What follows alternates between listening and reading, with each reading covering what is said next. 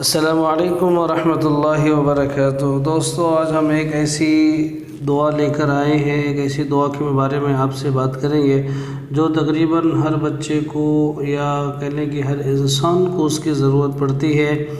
بچے ہیں تو اسکول میں ان کو ضرورت پڑتی ہے، اور بڑے لوگ ہیں تو ان کو کبھی نہ کبھی کسی انٹرویو میں جانا پڑتا ہے، کسی اور کام میں وہ جاتے ہیں، اور ان کی یہ تمنا ہوتی ہے، خواہش ہوتی ہے کہ ہم اس کام میں ضرور کامیاب ہو جائیں۔ بچے ہیں تو ان کی یہ تمنا ہوتی ہے، خواہش ہوتی ہے کہ ہم ایگزام میں کامیاب ہو جائیں، ہمارا رینک اچھا آ جائے۔ تو انشاءاللہ ہم اسی دعا کے بارے میں آپ سے بات کریں گے۔ بہت ہی پیاری دعا ہے، قرآن کی آیت ہے وہ، اور آپ اس کو ضرور یاد کریں اور اس کو آپ عمل میں لائیں، انشاءاللہ بڑا فائدہ ہوگا۔ تو وہ دعا یہ ہے، فَإِنَّ حَسْبَكَ اللَّهُ هُوَ الَّذِي أَيَّدَكَ بِنَصْرِهِ وَبِالْمُؤْمِنِينَ۔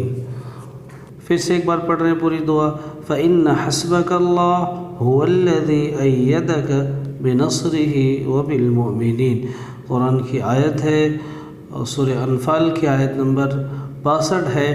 تو آپ قرآن سے بھی دیکھ کے یاد کر سکتے ہیں، یا آپ اسکرین پہ دیکھ رہے ہوں گے، آپ وہاں سے بھی یاد کر سکتے ہیں، یا آپ لکھ کے بھی یاد کر سکتے ہیں۔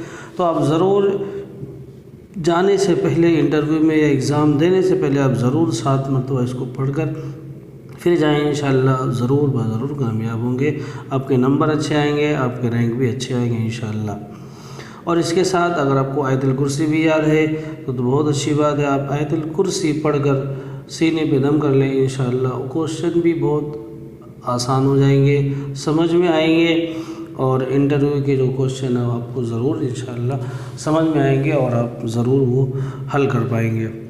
تو یہ وہ دعائیں تھیں، آپ ضرور کسی کام میں بھی آپ اگر جانا چاہتے ہیں، کامیاب ہونا چاہتے ہیں، تو جانے سے پہلے آپ یہ دعا ضرور 7 مرتبہ پڑھ لیں، انشاءاللہ کامیابی ضرور ملے گی۔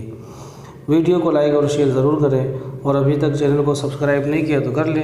انشاءاللہ ہم ایسے ہی دین کے بارے میں، دعائیں، قرآن کے بارے میں، حدیث اور مسئلے مسائل ضرور آپ کو بتاتے رہیں گے۔ السلام علیکم ورحمۃ اللہ وبرکاتہ۔